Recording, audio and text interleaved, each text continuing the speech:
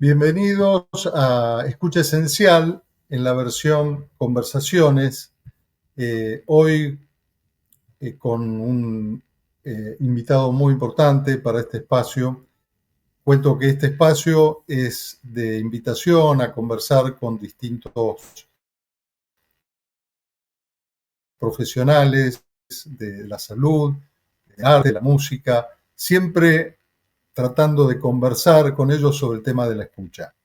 Hoy está con nosotros el doctor Carlos Tájer, es un médico cardiólogo que ha sido durante varios años presidente de la Sociedad de Cardiología Argentina, ha trabajado en Hospital Italiano, formado en la Universidad de Buenos Aires, trabajado en el Hospital de Cruce como jefe de cardiología y hoy es también un colaborador de una organización que es la Sociedad Argentina de Medicina Narrativa.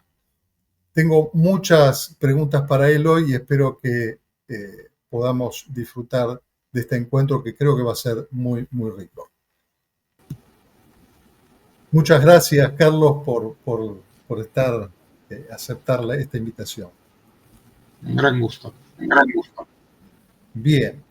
Bueno, tengo muchísimas preguntas y voy a arrancar tal vez por preguntar qué sería, en pocas palabras, la medicina narrativa.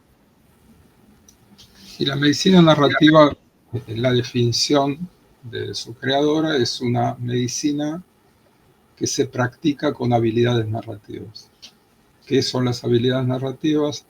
Lo que ella define es la capacidad de escuchar, comprender y actuar sobre las historias de enfermedad de los otros.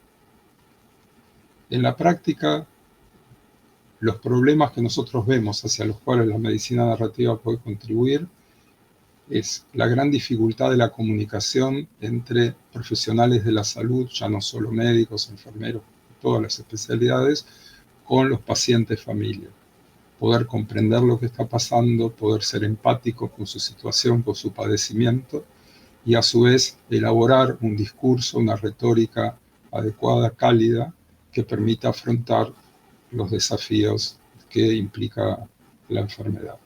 Para poder hacer eso, el enfoque es entrenarnos, los profesionales, en escuchar adecuadamente el relato de los pacientes, en esa escucha activa, atenta, de lo que las personas nos cuentan, qué es lo que hay en ese relato, en ese discurso, en ese comentario, en esa historia de enfermedad, como llamamos. El primer libro de Rita Charon se llamaba Medicina Narrativa, honrando las historias de enfermedad. Esto tiene una connotación muy relevante. ¿Cómo uno se forma? Bueno, es un montón de técnicas y prácticas que hacen al entrenamiento narrativo. Así como lo escucho, entiendo que, y también he investigado al respecto, que tienen, digamos, un enfoque interdisciplinario, ¿no? Pero de alguna manera, en la manera que lo acabo de expresar, pareciera que se superpondría con el trabajo de la psicología o de la psicoterapia. ¿En qué se diferencia esto de la medicina narrativa respecto a esos abordajes que también están presentes en cómo toman al paciente, ¿no? Sin ninguna duda. Yo creo que es importante ubicarse en el escenario de la práctica médica. Es decir, los médicos, salvo los psicoterapeutas, no hacemos psicoterapia, atendemos pacientes que nos consultan por sus problemas. Pongamos, yo soy cardiólogo y viene un paciente a consultar porque quiere prevenir un problema, porque tiene alta presión, o porque está con dolor de pecho, porque le falta el aire. Yo tengo que escuchar su relato, tratar de entender cuáles son los mensajes del cuerpo, digamos, dónde están los peligros que él me está contando respecto de su problema, su enfermedad, y a su vez escuchar qué es este problema o esta idea o esta prevención o este padecimiento en el contexto de su vida. Yo me voy a orientar al tema médico esencialmente. Si el paciente viene y tiene alta presión, voy a enfocar cómo tiene que tratar su presión, etcétera, etcétera. Pero para poder hacer que el paciente trate su presión, entre comillas, cumpla con el tratamiento, lo enfoque adecuadamente, tengo que comprender su historia, su perspectiva de vida, cómo él ve ese enfoque. Si en ese diálogo aparecen elementos que me hacen pensar que tiene problemas emocionales, psicológicos complejos, yo puedo llegar a poner una gotita en esa entrevista médica desde ese punto de vista, podría observar algún detalle o asesorarlo que busque un asesoramiento terapéutico. Pero esencialmente la medicina narrativa no hace psicoterapia. ¿De acuerdo? ¿Por qué? Porque está dentro del escenario del médico. Piense usted, el clínico, el cardiólogo, el ginecólogo, quien fuera que está entrevistando pacientes. Ese es nuestro escenario, el terapista, el médico que hace terapia intensiva, el médico que hace unidad coronaria. Por supuesto que si usted se ve tratado cálidamente, si se ve comprendido, si se ve en el profesional una persona empática que entiende su problema, que entiende su padecimiento, se va a sentir mejor y probablemente tenga un pequeño efecto psicoterapéutico o quizá un gran efecto psicoterapéutico en el aspecto puntual, pero no es una psicoterapia. Yo entiendo, yo he tenido muchos años de psicoterapia, que para enfrentar un problema a veces lleva meses, años, con un psicoterapeuta especializado, entrenado, que no es el caso nuestro. Así que no veo una competencia. Sí. Le repregunto porque me imagino que un paciente cuando llega, sobre todo con un padecimiento severo, con alguna cosa importante en términos de salud, supongo que viene de alguna manera además de con ese padecimiento físico, viene con una creencia, con un sesgo, con algo que podría ser no sé si, a ver cómo lo digo, no sé si, uy, ¿me escucha, doctor? Perdón, sí. Yo lo escucho, pero no veo su imagen en este momento. Sí, bien. Se me ha cortado.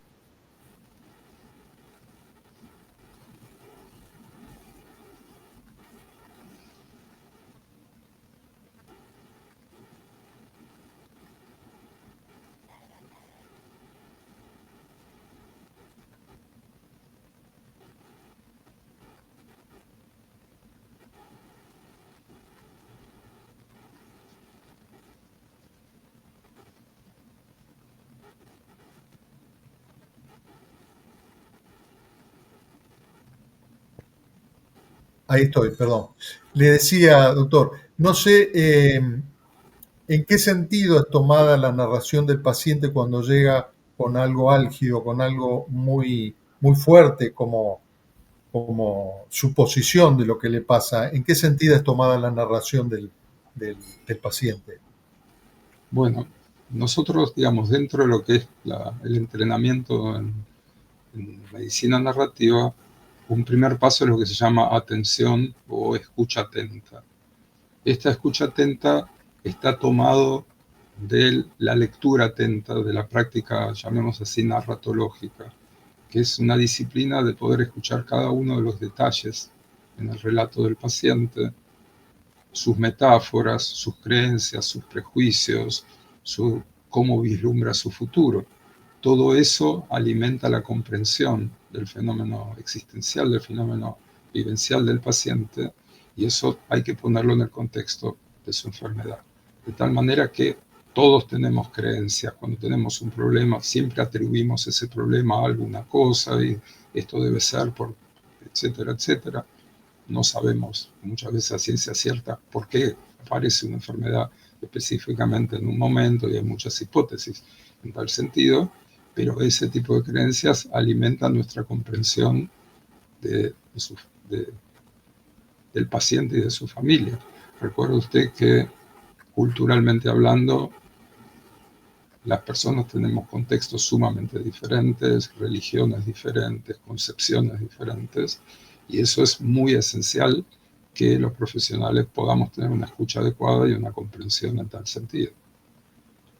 Entonces, lo que entiendo es que la escucha es el primer baluarte del asunto, ¿no? Es decir, escuchar en términos sin prejuicios, sin juicio de valoración, con aceptación, ¿no? Con una serie de actitudes que que entiendo que tampoco son fáciles de poner en ejercicio. No sé, eso ahí me empalmo con otra pregunta, ¿no? Porque suena como habilidades blandas, que hoy se usa ese término, ¿no? Que en algún sentido requieren de una formación. No sé, por ejemplo, los counselors tenemos entre 3 años y 4 años de especialización, ¿no? Estamos entrenados en eso. Y la pregunta que a mí se me hace es, después de una formación tan extenuante, tan exhaustiva como la de la medicina, ¿no? ¿Cómo se hace para agregar este aspecto de las habilidades blandas en los profesionales recibidos, ¿no? ¿Cómo hacer para... No sé si eso tendría que estar antes o alcanza con abordarlo después, ¿no? O Bien, durante. en este momento, digamos, muchos de los programas de medicina narrativa están a nivel de la carrera. Hay varias universidades que han incorporado materias de medicina narrativa, tanto estructurales como materias, como proyectos transversales de sensibilización y elaboración, el Hospital Italiano, el CEMIC, una universidad en Tucumán, la Universidad Nacional de Córdoba, y podemos nombrar otros ejemplos. Esto es parte de lo que podemos llamar el gran paraguas de la formación en humanidades médicas, esta sensibilización, que no es solo a través de las prácticas de medicina narrativa. A su vez, una vez que el profesional se recibe, enfrenta un escenario muy diferente del que pasó durante la carrera. Enfrenta personas que sufren, personas que mueren y los familiares con duelos, enfrenta desafíos, enfrenta triunfos y fracasos en su profesión, y eso requiere una permanente elaboración. Los talleres de medicina narrativa también deberían llevar años, digamos, porque todo este aspecto formativo es lento. Ahora, hay aspectos que hacen a la actitud también. Usted comentaba recién el tema de la escucha. Una de las profesoras en esta temática dice que nosotros tenemos que ponernos como si fuéramos un cuenco vacío, podría ser una metáfora cardiológica. Yo digo que el corazón se llena en la diástole y expulsa en la sístole. Entonces, dice, ustedes tienen que hacer una escucha diastólica, entonces tienen que relajarse y llenarse de lo que el paciente y su familia les relata y hacerlo sin prejuicios. Esto es casi imposible, ¿no es cierto? Porque yo apenas lo escucho a usted, ya tengo un prejuicio. ¿Quién es usted? ¿Cómo lo escucho? Usted me dice algo que me hace a mí, usted me dice algo, dice, uy, yo me siento viejo, y por ello también me siento viejo. Entonces ya me hace un ruido inevitablemente. Pero en la medida de lo posible, hacer todo lo que se pueda para tener esa capacidad de escucha. Después viene el segundo paso que propone esta autora, que es un poco lo que hacemos en la dinámica, que es, ella dice, atención, ¿sí? Esta escucha atenta. Lo segundo es la representación, es decir, cómo nos reconstruimos hacia nosotros mismos ese relato del paciente. Y la propuesta es tratar de escribirlo en la medida de lo posible, y esto es un poco el entrenamiento en los talleres, escribir las historias de enfermedad, las historias vinculares con los pacientes, o en este caso, lo que hacemos normalmente es decirle al paciente, le digo, mire, yo lo que entendí, creo que lo que usted me dijo es esto, recuperar ese relato que nos contó, volcárselo nuevamente y preguntarle si es así verdaderamente lo que me ha relatado. Eso es lo que llamamos representación, volver a presentarle a la persona a la cual escuchamos lo que nos contó en ese relato, para ver si nos perdimos algo, si hay algo que no entendimos, otra forma de mirarlo. Y a través de esa atención, esa sístole y diástole, generar un vínculo terapéutico, una afiliación que le llaman, pero que es un vínculo afectivo que sirva para consolidar esa relación y que ayude al alivio o la curación o al acompañamiento del padecimiento que la persona nos trae. Esto sería un poquito la dinámica de esa consulta. Bien, usted sabe que está me resulta muy familiar lo que usted relata, porque en la formación del counselor, formado en el enfoque centrado en la persona de Carl Rogers, parecieran que son los mismos pasos, ¿no? O pasos que son muy afines. ¿Hay algo del SP de Carl Rogers en este abordaje, en este enfoque, en Sí. este nutrir? La medicina narrativa se alimenta conceptual y filosóficamente de muchos pensadores, donde Carl Rogers tiene un rol fundamental. la medicina que nosotros planteamos es justamente una medicina orientada al individuo. Digamos, cuando uno recupera la historia de los pacientes, esa historia es absolutamente individual. La enfermedad, entre comillas, puede ser una enfermedad que el COVID. Bueno, si tenemos una epidemia de COVID, todos tenemos COVID. Ahora, cada COVID de cada persona es una historia diferente. ¿No es cierto? Hay un relato distinto, dónde ocurrió, cómo ocurrió, qué invalidez le trajo, qué repercusión tuvo, si la culpa es del hijo que lo contagió, es decir, aparece todo un espectro alrededor de eso, donde no hay otra forma, como cualquier relato de vida, que es individual. Digamos, la medicina es una práctica científica donde nosotros tenemos que uniformar padecimiento para tratar de dar una óptica. Por ejemplo, el COVID. Usted dice, bueno, COVID, hay que usar vacunas, tratamientos, lo que fuera. Ahora, cada padecimiento de cada persona es distinto y eso es lo que tratamos de captar en este diálogo, ¿no? En esta escucha. Ahí le pregunto, porque entiendo que la vivencia personal de cada paciente está de alguna manera condicionada por el padecimiento, ¿no? En los casos más extremos. ¿Cómo hacen para validar esa experiencia en términos, porque es una experiencia subjetiva, ¿no? Y ustedes tienen que aplicar la medicina más rigurosa. ¿Cómo hacen para articular la vivencia, la experiencia del paciente con el abordaje que tienen que hacer? ¿Cómo toman ese relato, cómo toman esa vivencia, digamos, cómo la validan, cómo le hacen entender al paciente que lo están aceptando integralmente, digamos? Bueno, es interesante ver cómo nosotros podemos enfocar diferentes padecimientos. Hay una experiencia muy interesante, quizá pueda responder esto que usted me pregunta, en el contexto del cáncer. Una de las metáforas habituales que se plantea en el cáncer es la metáfora de la guerra. Digamos, luchamos contra el cáncer, digamos, vamos a bombardear las células con radioterapia, vamos a matar el tumor con tal otra cosa. Bien. La metáfora digamos, de la guerra es una metáfora muy criticada porque la guerra justamente no es un fenómeno individual, es un fenómeno grupal donde usted tiene un número de bajas esperables. Entonces un enfoque te dice, vamos a luchar contra la obesidad. Bien, en algunos casos venceremos y en otros perderemos. Pero el paciente que tiene ese problema no es digamos, el soldado de la guerra. Es justamente el soldado, él está poniendo el cuero. Entonces, por ahí esa metáfora no le va a ser muy práctica, no le va a ser adecuada. Entonces, hay, por ejemplo, una lingüista de la universidad inglesa que ha propuesto un menú de metáforas. Dice, ¿por qué no usamos otro tipo de metáforas? Le pusieron 12 metáforas. Por ejemplo, una piedra en el zapato. Si usted va a tener una piedra en el zapato, esto le va a dificultar. Es decir, usted tiene un padecimiento, le va a dificultar la vida cotidiana, va a ser una molestia que no se va a poder quitar de encima, ¿no es cierto? O la metáfora ¿cómo se llama? De la montaña rusa.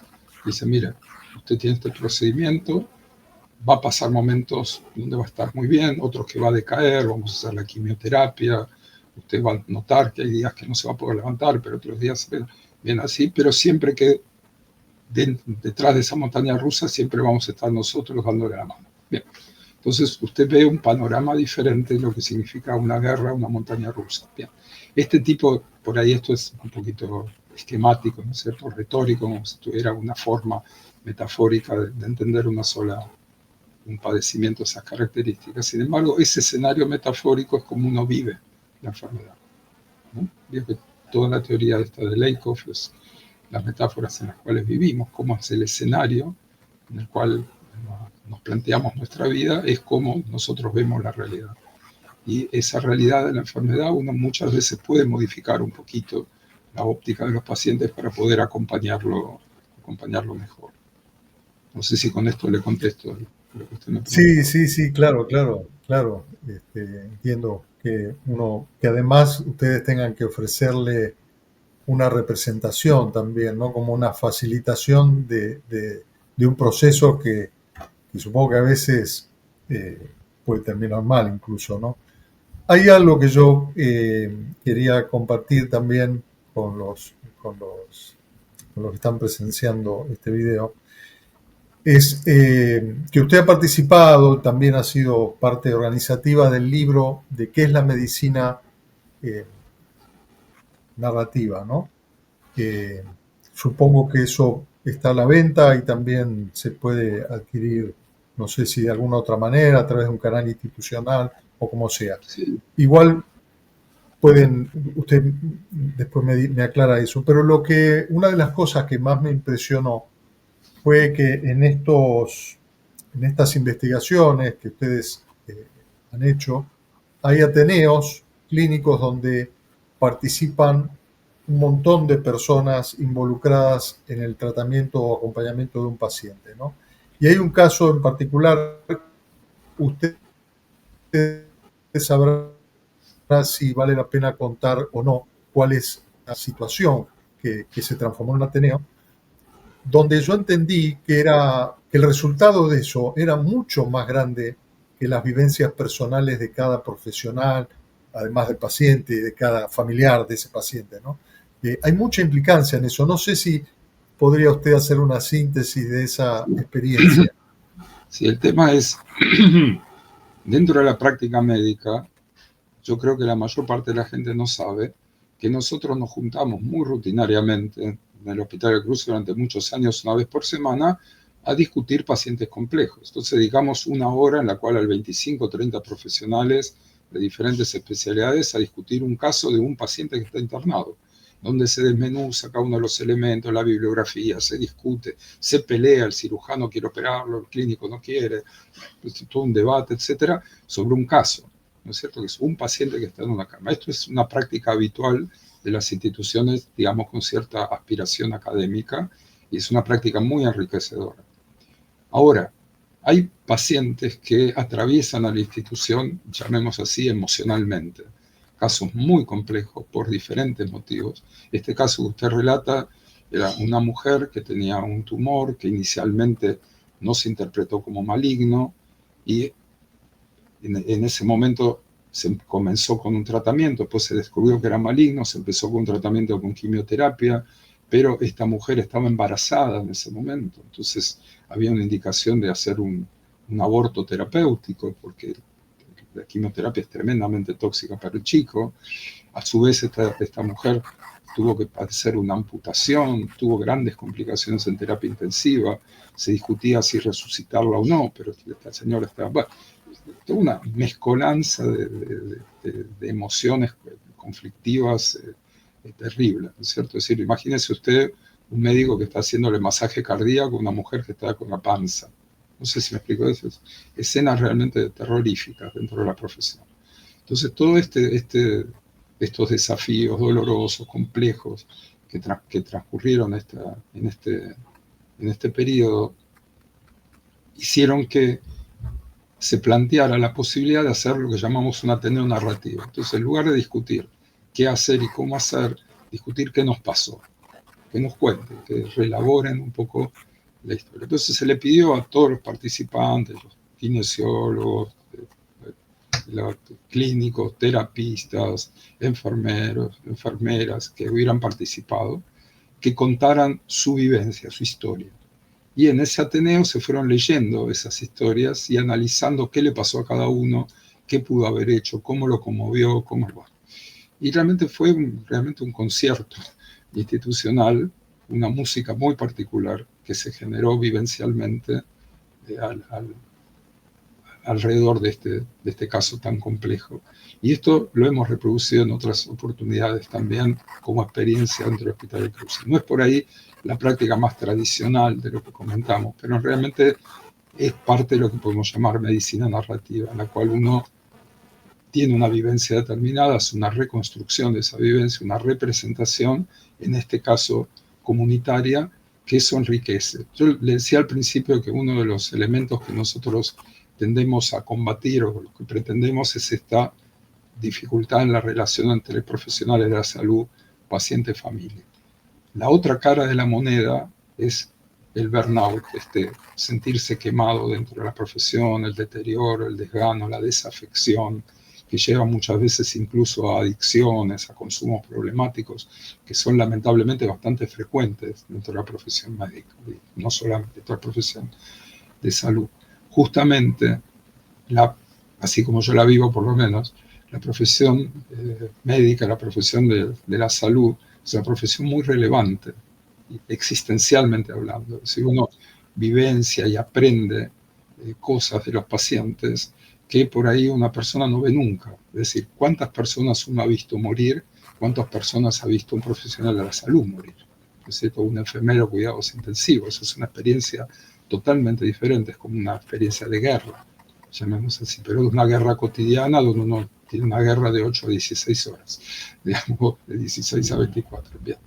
Entonces, este aspecto de recuperar la relevancia de la profesión, la relevancia existencial, la relevancia humanística de la profesión, se ve muy catalizada por este tipo de ateneo. Uno dice, bueno, yo estoy haciendo algo valioso, puede ser que no me paguen bien, puede ser que me exijan mucho, pero la pucha, esto es importante, esto no es cualquier cosa lo que estoy haciendo. Yo creo sinceramente que lo que hacemos no es cualquier cosa, es algo realmente muy trascendente para la vida, digamos, y para lo que uno espera cuando uno está enfermo, porque vamos a estar todos enfermos alguna vez y alguna vez vamos a necesitar que alguien nos atienda.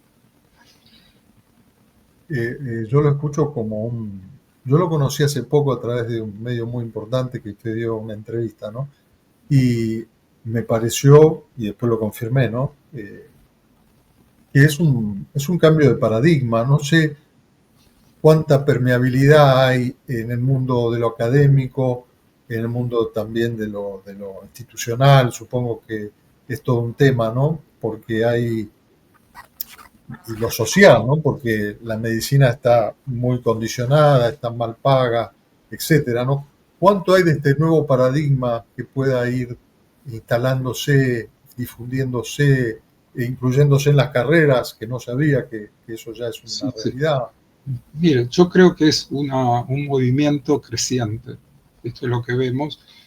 Podemos llamar, hubo muchos ciclos de cómo manejar estas problemáticas en la profesión, y en este momento la narrativa es uno de los caminos más técnicamente más, digamos, más fundamentado. Esto es un camino complejo, es un camino trabajoso, donde nosotros vamos intentando. Nosotros tenemos, por ejemplo, en la Sociedad de Medicina Narrativa una comisión de educación superior, donde hay más de 7 universidades representadas, donde algunas de cada una de estas tienen sus proyectos. Tenemos varios profesionales en diferentes instituciones, el Hospital Austral, la experiencia del Hospital Argerich, el Hospital Británico, el Hospital El Cruce, como le comentaba, y le diría que de a poquito vamos creciendo. Es decir, hay una necesidad real. Nosotros hace unos años, yo fui representante de la Sociedad de Cardiología para establecer el programa de las residencias de cardiología. ¿Cómo tiene que ser una residencia? Lo que se llama el marco de referencia de la profesión. Eso lo normatiza el Ministerio de Salud.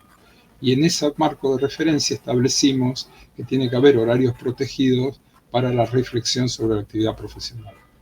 Ahora, cuando yo hablo con los colegas que manejan las residencias, me dicen, ¿qué hacemos ahí? Tenemos una práctica, ¿cómo hacemos?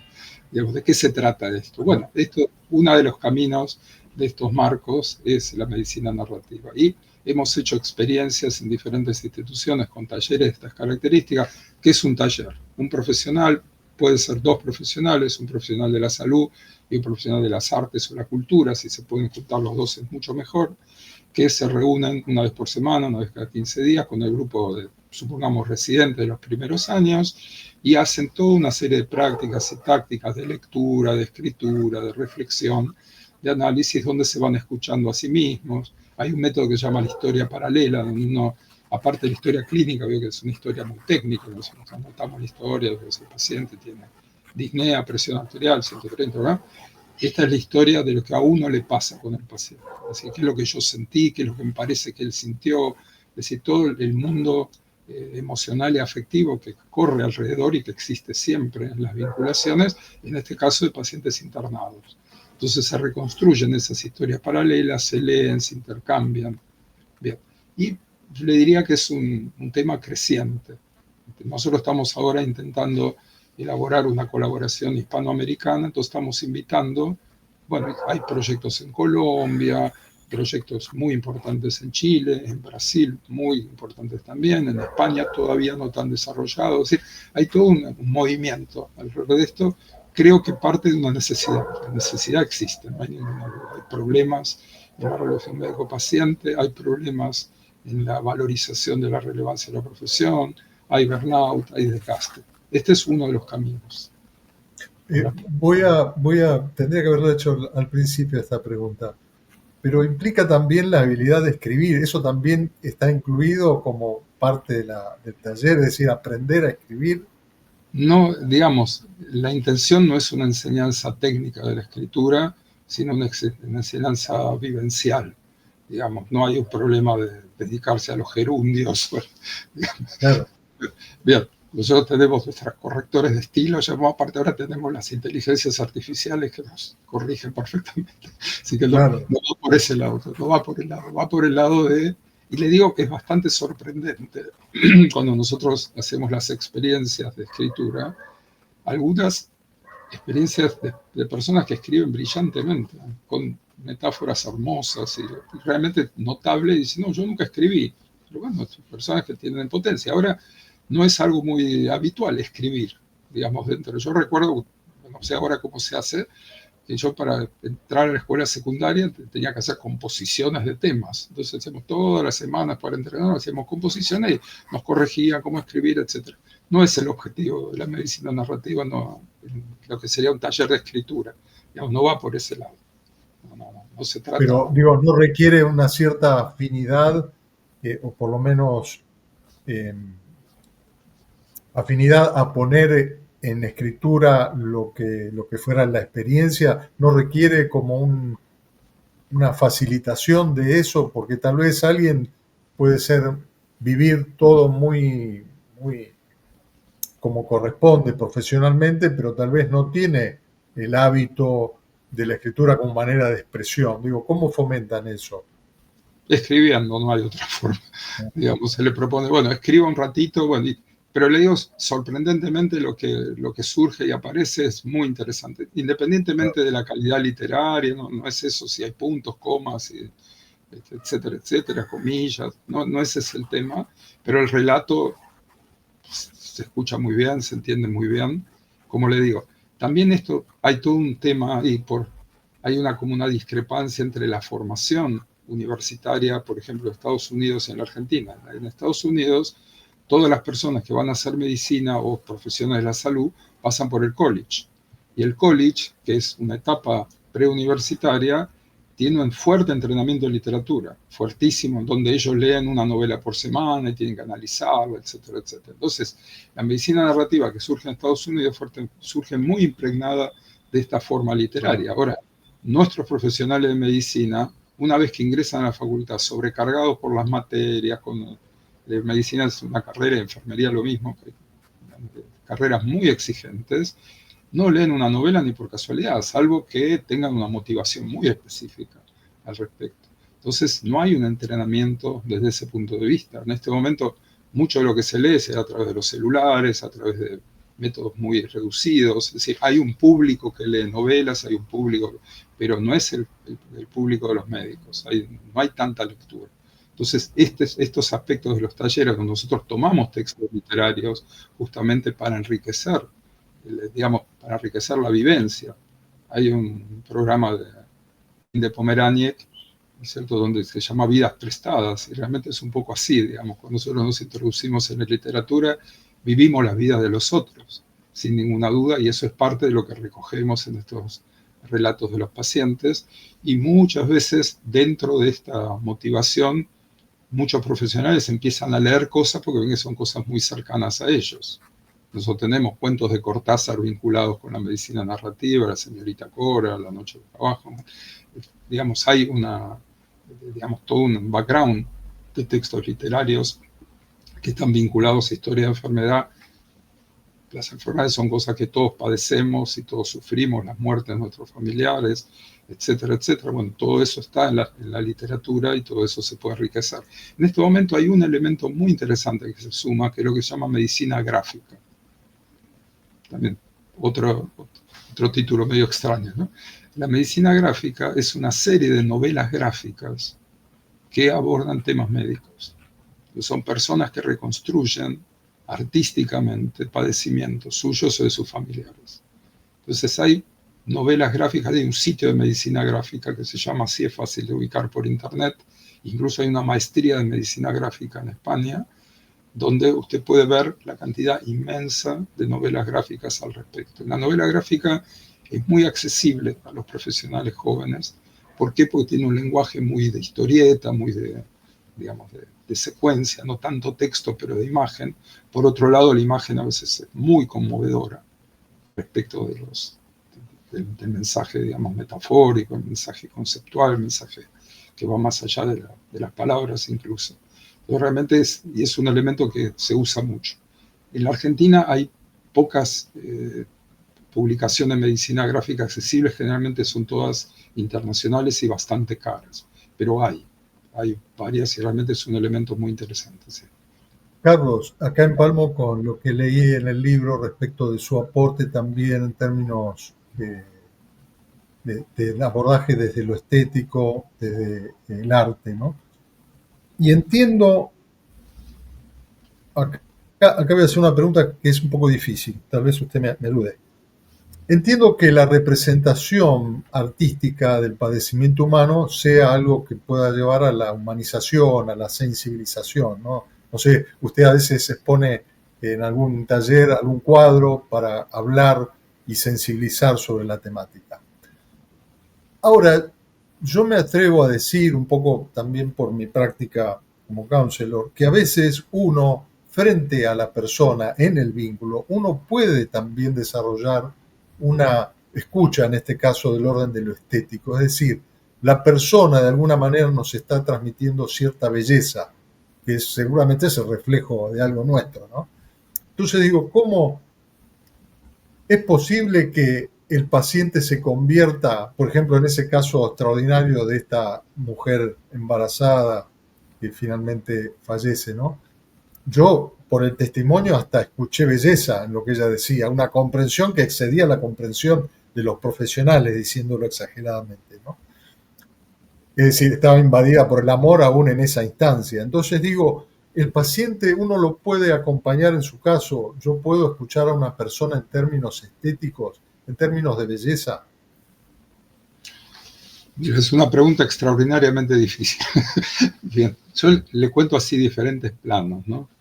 Yo trato, supongamos un escenario muy sencillo de un paciente que viene a consultarme. Entonces empieza a consultar por un padecimiento, un infarto, insuficiencia cardíaca, alta presión, lo que fuera.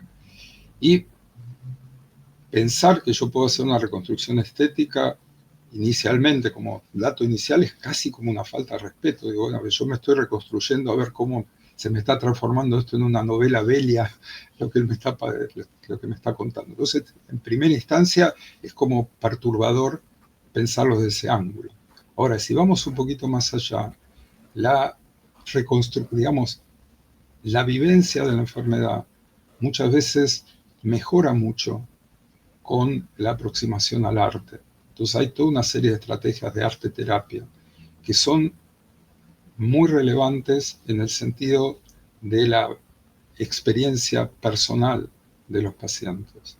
Y eso sí es, todas estas historias que yo le cuento de medicina gráfica son expresiones, muchas de ellas vivenciales, de personas con padecimientos muy severos, muy graves. Hay uno que es epilepsia. Usted que para cada una de las subespecialidades que a usted se le ocurra, hay ACV, demencia, etcétera, etcétera, un montón de experiencias donde hijos cuentan historias de sus padres que tienen Alzheimer, etcétera, etcétera, que tienen un componente estético muy relevante. Y en ese elemento estético sí es un elemento que permite elaborar los duelos, elaborar padecimientos muy complejos, a veces enfrentar problemáticas. Entonces, si uno detecta en los pacientes que consultan aspectos que pueden ayudarlo a elaborar a través del arte, uno debe estimularlo, sin ninguna duda. Pero es como un proceso decía, esta pregunta que usted plantea es para charlar 1 hora seguida solo sobre eso, digamos, cuánto puede implicarle aspectos artísticos. Nosotros, por ejemplo, durante la jornada de medicina narrativa, hay una de las profesionales que trabaja mucho en esto, que es una narradora, Diana Tarnowski, que ella creó el concepto de bombón poético. Entonces le trae como unos bombones. Entonces desenvuelve usted el bombón y hay una pequeña poesía que está vinculada con aspectos. Son pequeñas intervenciones poéticas sobre la experiencia profesional. Y esto lo hace incluso con talleres. Hay talleres musicales dentro de los padecimientos de los pacientes. No es estrictamente medicina narrativa, esto que le cuento. Pero el tema de esta conversión del padecimiento en un aspecto estético, reconstructivo, es un desafío sumamente complejo, como le digo, difícil. Difícil porque puede ser transgresor, puede ser invasor, puede ser inadecuado. Claro. Pero yo muchas veces le planteo, tengo, por ejemplo, un paciente que tiene, digamos, escribe muy bien, es decir, ha escrito textos, historias, no es un gran novelista, pero tiene historias de su familia y tiene mucha facilidad para escribir. Y a su vez tiene una serie de padecimientos muy complejos de interpretar. Entonces le digo, usted tiene que escribir este síntoma, cuéntenos el síntoma, pero cuéntenos el bien. Y ahí se genera verdaderamente un fenómeno, digamos, estético, porque realmente este hombre escribe muy bien, y por otro lado un fenómeno muy útil para poder interpretar el relato de lo que el paciente está. Y muchas veces nosotros estimulamos a los pacientes a escribir sus historias. Yo tengo recopilado, por ejemplo, una paciente que contaba todo un hecho traumático, otra mujer sobreviviente del Holocausto, y su esposo había tenido... Y en la Sí. Entonces, digo, en esa reconstrucción... No, perdone, que lo interrumpí. Sí, no, en esta reconstrucción, porque es una paciente muy compleja de abordar, y yo pesqué que esta mujer tenía mucho para decir, y había participado en algunos talleres. Y digo, mire, usted tiene que contar esta historia, porque los médicos tenemos que aprender de esto que a usted le pasó. Y eso significó que la mujer contó esa historia y empezó a ir a los grupos donde ella estaba aislada y no iba. Así tuvo un pequeño efecto, como le decía, una gotita psicoterapéutica, digamos, en esa historia, el apoyarla a ella con su construcción estética. Pero, como le digo, es un tema que difícil, realmente difícil y muy rico, muy interesante lo que usted plantea. Acá hay un aspecto que me parece interesante preguntarle, porque la autoridad, la jerarquía médica siempre ha estado, digamos, no se cuestiona, ¿no? Y es más, yo creo que a veces los pacientes la necesitan. Si no se la ofrecen, la buscan, ¿no? Es decir, el profesional que sepa en términos de autoridad y de jerarquía. Pero, por ejemplo, usted recién cuando dijo que le dice pone en valor lo que hace el paciente respecto a su propia enfermedad, invierte eso y le da al paciente la jerarquía, ¿no? La autoridad para hablar de eso, ¿no? Y eso es un cambio, me parece, que digamos, no sé si hay que hablar mucho de eso, porque por ahí, digamos, digamos, se descubre que está en riesgo esa autoridad, esa jerarquía. ¿Cómo manejan el tema de la autoridad en la abordaje de la medicina narrativa? Bueno, usted sabe que el tema de la mirada, cómo los médicos nos vemos a nosotros mismos y cómo los pacientes o los familiares nos ven, es un tema culturalmente muy complejo y muy enredado, y que hace a la profesión médica. Los médicos cometemos muchos errores, los médicos hablamos mal, a veces decimos cosas muy feas, a veces no explicamos bien las cosas, y creo que una de las patologías que más nos debilita o nos daña es el tema justamente de la autoridad. Es decir, hay como una pretensión de autoridad. Por un lado, nosotros discutimos mucho en la relación. La relación médico-paciente debe ser una relación entre iguales. En realidad no es una relación entre iguales. Somos iguales en el sentido que somos seres humanos, tenemos los mismos derechos, etc. Pero una persona viene a contarme que sufre y yo le cobro, porque yo estoy trabajando de eso. Como decía, hace poquito le hicieron un reportaje a Caparrós. Dice, hay una diferencia muy grande. Dice, ustedes quieren estar ahí, yo no quiero estar ahí. El paciente no quiere estar en el médico. ¿Por qué? Porque no quiere estar sufriendo, pero no tiene más remedio. Tuvo que ir ahí porque está padeciendo algo. Y el médico está ahí porque quiere trabajar de eso. Ya de por sí eso es una relación totalmente asimétrica, imposible de ser entre iguales. Ahora, De ahí al tema de la autoridad humana, donde uno se siente superior y toda esta fantasía. Usted ve los chistes de la quinoterapia y ve el médico este que está ahí venciendo a la muerte, todas estas cosas. Eso, por un lado, genera toda una serie de ínfulas, y por otro lado, en el contraste con la realidad, donde la autoridad del médico es mucho, no solo sobre la enfermedad, sino sobre el sistema de salud, sobre todo, es una persona sumamente débil, es solo un engranaje en un contexto. Esa sincronía es uno de los motivos del padecimiento y uno de los motivos del burnout.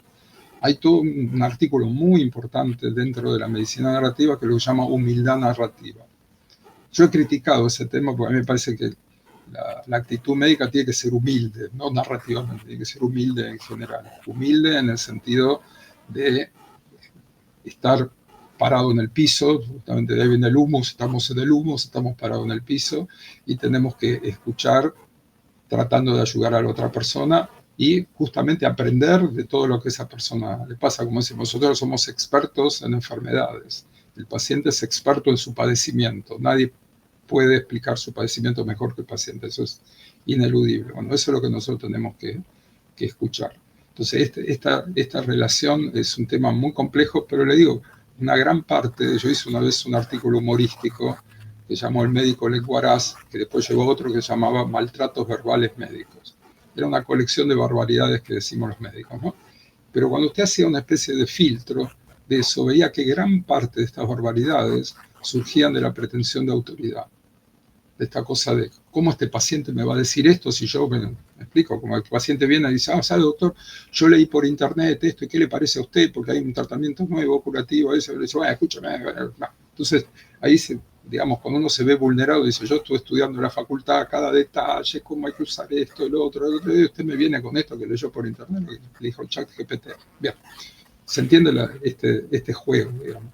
Entonces, este juego de no escuchar lo que el otro le plantea y sentirse vulnerado en su autoridad, lleva a reacciones sumamente nocivas, porque la persona se ve cuestionada en ese rol que tiene, que es un rol muy desdibujado. Entonces, eso es un tema de mucho trabajo que tenemos que hacer cada uno, que nos es introspectivo, sobre cómo estamos parados realmente en el consultorio, qué es lo que estamos haciendo ahí, cuál es nuestra verdadera autoridad. Imagínense, el paciente necesita desesperadamente que la persona que esté con él sepa y lo ayude y le diga la clave para poder seguir adelante. Es desesperante. Usted tiene que adjudicarle al otro alguna autoridad. Si usted piensa que el otro no tiene autoridad, está frito.